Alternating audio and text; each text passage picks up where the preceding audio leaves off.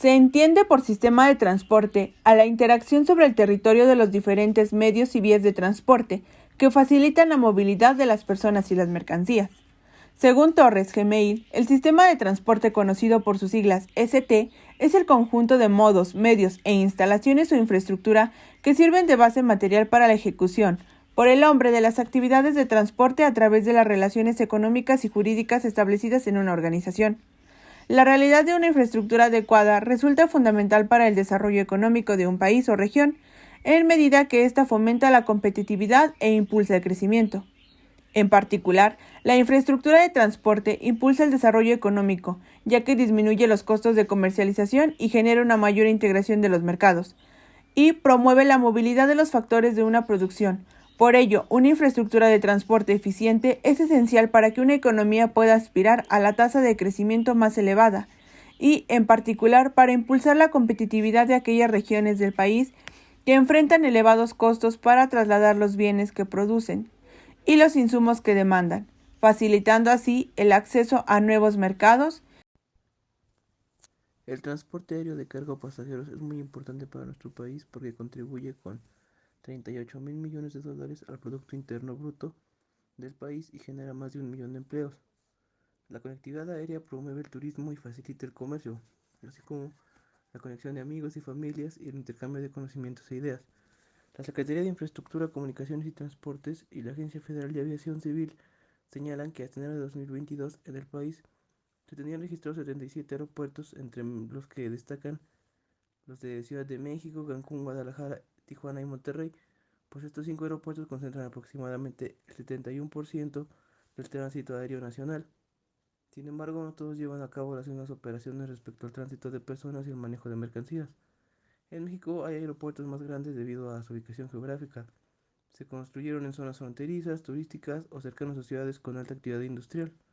Si tomamos en consideración las características descritas, los aeropuertos más importantes de México son el Aeropuerto Internacional Benito Juárez de la Ciudad de México, ya que es considerado el aeropuerto más grande.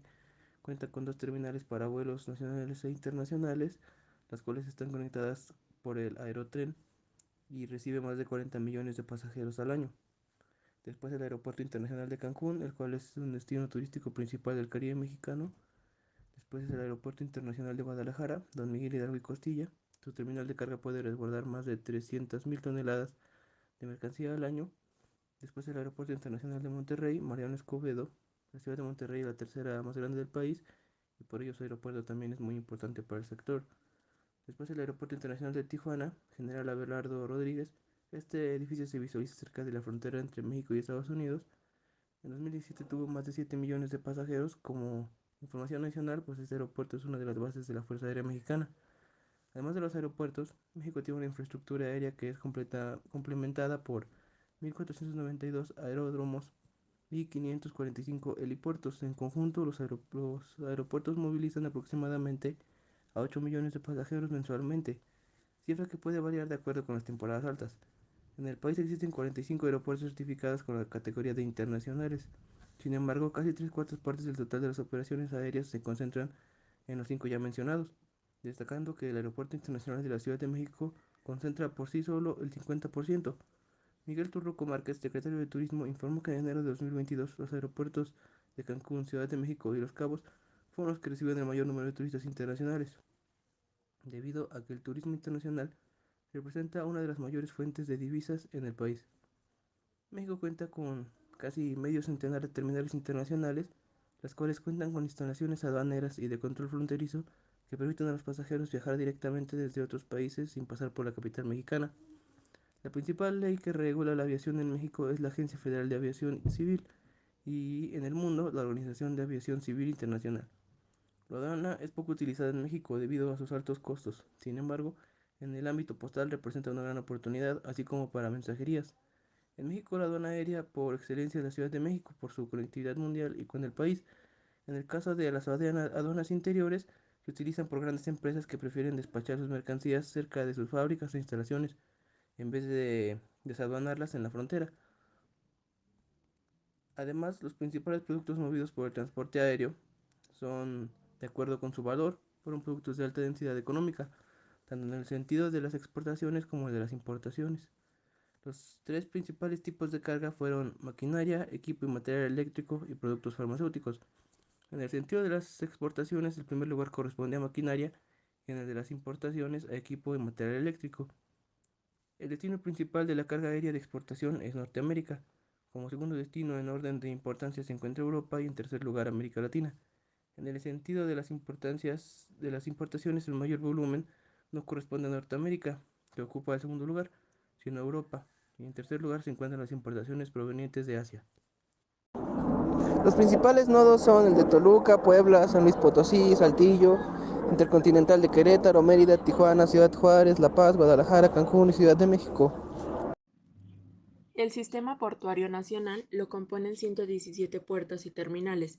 De ellos destacan los puertos de Veracruz, Altamira, Manzanillo, Lázaro Cárdenas y Ensenada, esto por su ubicación, instalaciones y capacidad de almacenamiento y carga diversa, que los hacen sumamente estratégicos para el desarrollo económico del país. México se ubica en la posición 11 de los 20 países con mayor actividad de exportación, siendo sus puertos puntos logísticos importantes a nivel global. Ventajas de los puertos marítimos mexicanos a nivel mundial. Una de las grandes ventajas es que México cuenta con una ubicación geográfica estratégica, pues gracias al acceso a dos océanos, su potencial de crecimiento es inmenso en el comercio internacional, por lo que anualmente se destina gran presupuesto y esfuerzo a esta industria. En los puertos marítimos mexicanos se llevan a cabo actividades comerciales, petroleras, pesqueras, turísticas, entre otras, y se enorgullecen de contar con infraestructuras de primer mundo, además de que se busca cuidar la funcionalidad y seguridad con los que entra y sale toda la mercancía.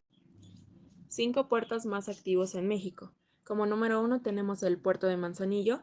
Este se ubica en el estado de Colima. Su ubicación geográfica privilegiada lo convierte en el vínculo más importante entre el corredor comercial principal del país y el Océano Pacífico.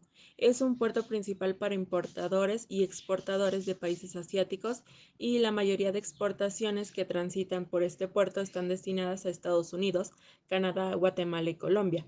Algunos de los principales productos exportados son cerveza, azúcar, cobre, carbón y resina. En 2016 gestionó más de 1.58 millones de TEUs, un 41% más que el puerto de Lázaro Cárdenas. En el número 2 tenemos al puerto de Lázaro Cárdenas. Este se ubica en el estado de Michoacán y actualmente es el segundo puerto marítimo con más movimientos de mercancías en el país, con aproximadamente 1 millón de TEUs gestionados por año y un 30% de las transferencias o transbordos totales de contenedores, lo que equivale a un 18% de las mercancías que opera el sistema portuario nacional. Aunque tiene menos de 40 años, este puede recibir y embarcar más de 1.2 millones de contenedores anuales, así como carga seca, a granel y buques post-Panamax, lo cual lo convierte en uno de los puertos con mejores instalaciones disponibles. Como número 3 tenemos el puerto de Veracruz. En términos históricos, el puerto de Veracruz fue clave para la expansión de la economía mexicana y su posicionamiento como uno de los principales exportadores a nivel mundial. Por su antigüedad y fama internacional, muchas personas creen que es el puerto más importante del país, pero la realidad es que solo ocupa un tercer lugar con casi 1 millón de TEUs anuales. Se localiza en la costa este y tiene acceso directo al Golfo de México. Su diversidad en el movimiento de carga es amplia, ya que maneja contenedores, granel agrícola y mineral, carga general, fluidos y vehículos. Este se enlaza con los principales puertos de Europa, Estados Unidos, América Latina y con Asia a través del Canal de Panamá. Este cuenta con un muelle para recibir cruceros turísticos y otro exclusivo para buques petroleros. En el número 4 tenemos al puerto de Altamira. Este se ubica en el estado de Tamaulipas y sus instalaciones lo hacen especialmente socorrido para la carga y descarga de productos seco y líquido, a granel, petroquímicos, gas licuado y carga rodada. Anualmente en este complejo se gestionan más de medio millón de TEUs. Más de la mitad de la carga en este puerto tiene su origen o destino en la zona noroeste y o centro del país, por lo cual es un punto clave para el comercio entre el corredor comercial principal y el suroeste de Estados Unidos. En el número 5 tenemos al puerto de Ensenada. Este se encuentra en Baja California, muy cerca de la frontera con Estados Unidos y cuenta con aproximadamente 200.000 TEUs por año.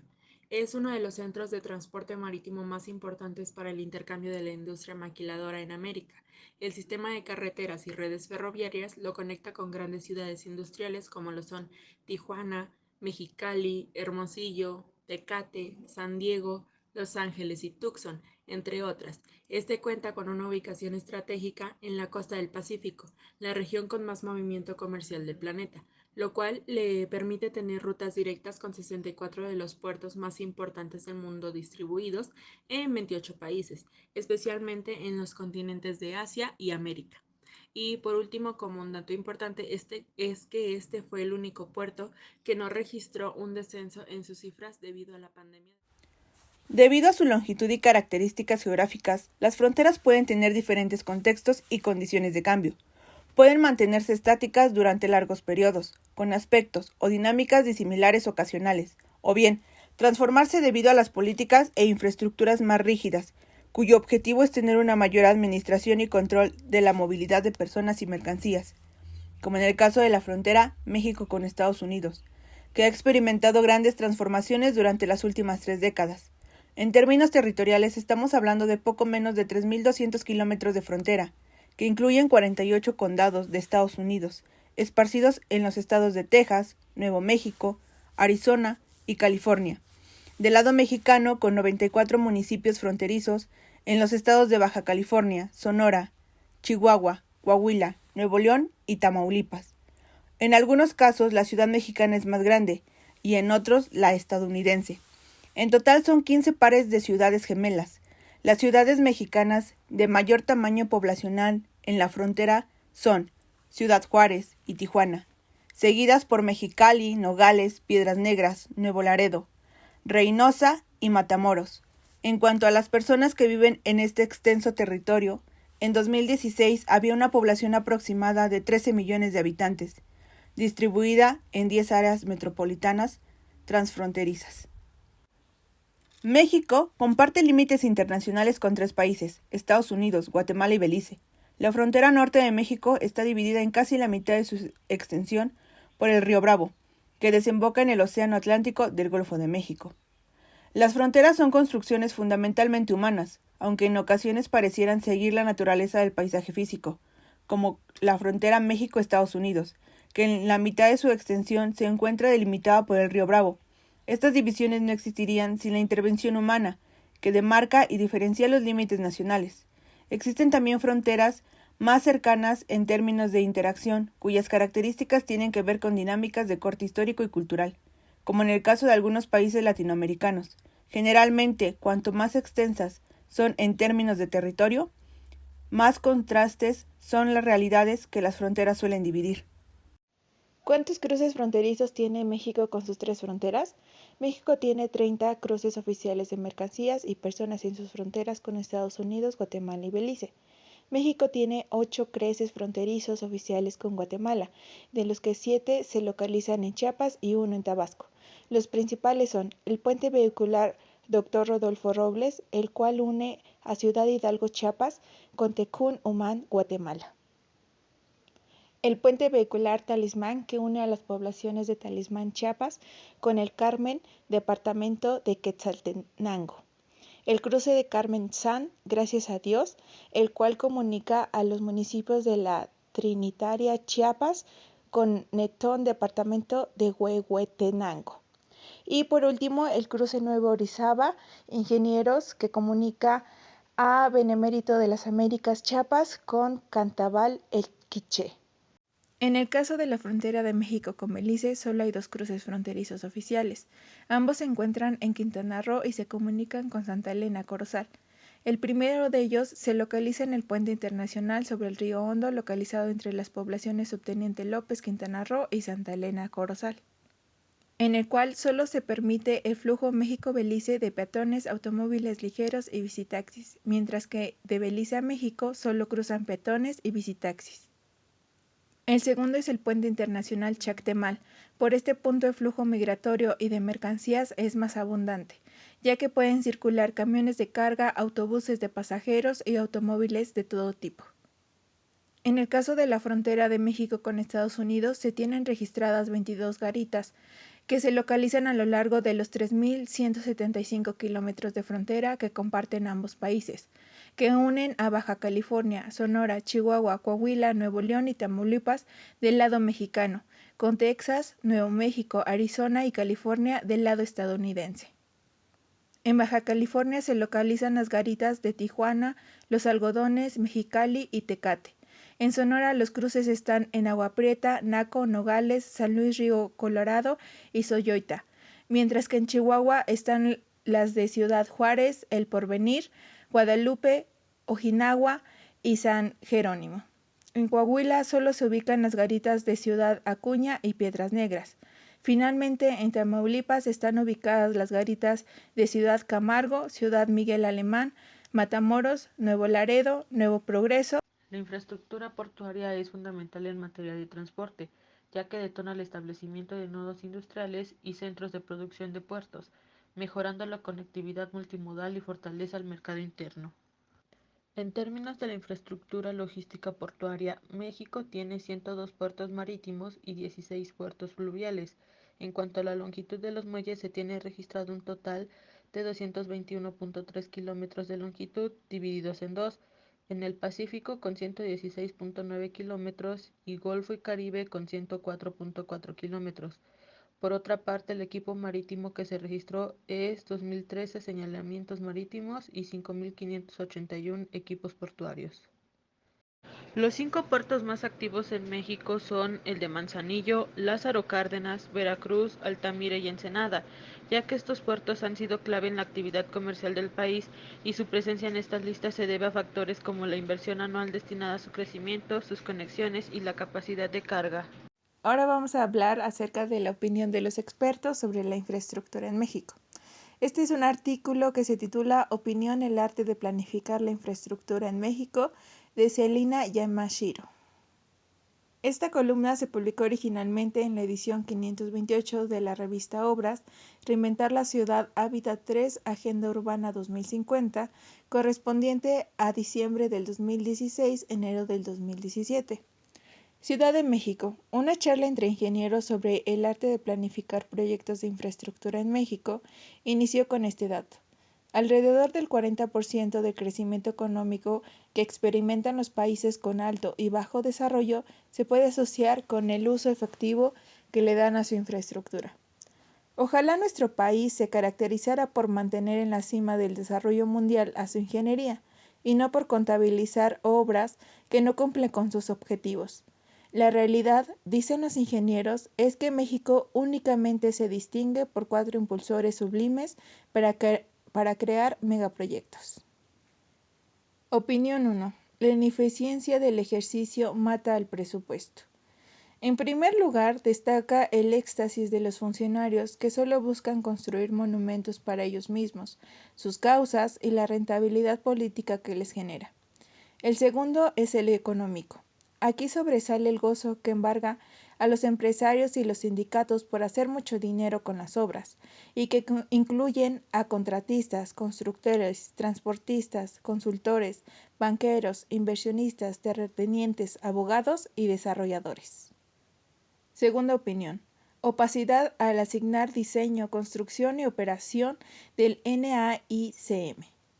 El tercero es el placer de quienes aprecian el diseño al construir algo muy grande y a la vez icónico y hermoso. El cuarto impulsor es la emoción que experimentan ingenieros y tecnólogos al desarrollar un proyecto que puede ser el más grande, el más alto y el más rápido. Así surgieron proyectos costosos, tardados o cancelados, como la refinería Bicentenario, después de que se le invirtieron 4,000 millones de pesos. La estela de luz en Reforma, que costó 1,300 millones de pesos. La tan ansiada carretera Durango-Mazatlán, de 23,000 millones de pesos, que tardó en construirse 5.5 años y que se desmorona a cada rato. O la necesaria pero insegura línea 12 del metro de la Ciudad de México, de 47,900 millones de pesos, que dejó de funcionar durante 20 meses. Tercera opinión. Para la Secretaría de Comunicaciones y Transportes, lo que cuenta es la inversión.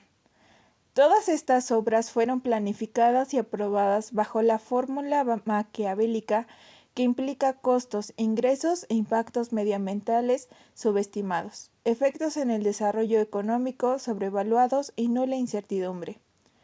Sí, los ingenieros civiles tenemos la obligación de planificar, diseñar, construir y operar obras que estén construidas a tiempo, cumplan la función para la que fueron creadas y tengan un costo-beneficio positivo y un apropiado margen de seguridad. Cuarta opinión. Infraestructura pública, negocio de unos cuantos. El problema es que ningún ingeniero ocupa un cargo en los niveles altos de decisión de las dependencias relacionadas con proyectos de infraestructura, como Secretaría de Comunicaciones y Transportes, CENER, CONAGUA y SEDATU, como sucede en países como Reino Unido, Corea y Australia, cuyos gobiernos sienten las bases para el éxito de la planificación de la infraestructura. Sí, es utópico, dicen los ingenieros. Pensar que en la política se extinga el amiguismo, el compadrazgo y el nepotismo. Lo real es exigir la preparación de los tomadores de decisiones en la planificación estratégica y el análisis de riesgos sociales, ambientales, legales, financieros, contractuales, económicos, de diseño y de calidad de las obras públicas si queremos sacar el país adelante. Desde 1997 cubre los sectores de infraestructura y transporte en diferentes medios de comunicación. Como ya hemos visto, la infraestructura de transporte incluye estructuras tales como carreteras, ferrocarriles, vías aéreas, vías fluviales y terminales como aeropuertos, estaciones de ferrocarril, estaciones de autobuses y puertos marítimos, formando redes que constituyen un elemento central de la integración del sistema económico y territorial de un país, haciendo posibles las transacciones dentro de un espacio geográfico económico determinado. Además, la infraestructura es una de las 6 dimensiones del comercio que evalúa el Banco Mundial para calcular el índice de desempeño logístico. Yo creo que tener una buena infraestructura en nuestro país, ya sea para transporte aéreo, marítimo o terrestre, es importante para el desarrollo económico porque permite optimizar las actividades económicas principales de comercio y transporte de mercancías, lo cual es bueno para la logística ya que implica mejor eficiencia en la cadena de suministro y entrega de productos a los clientes. Además, se pueden disminuir los costos de comercialización, integrar los mercados y promover la movilidad. Además, es indispensable para aspirar a tasas de crecimiento más elevadas y acceder a nuevos mercados. Desde mi punto de vista, puedo mencionar que la infraestructura del transporte no solo consiste en mover personas y bienes, sino que también es una parte esencial para el crecimiento económico y el desarrollo social de nuestro país.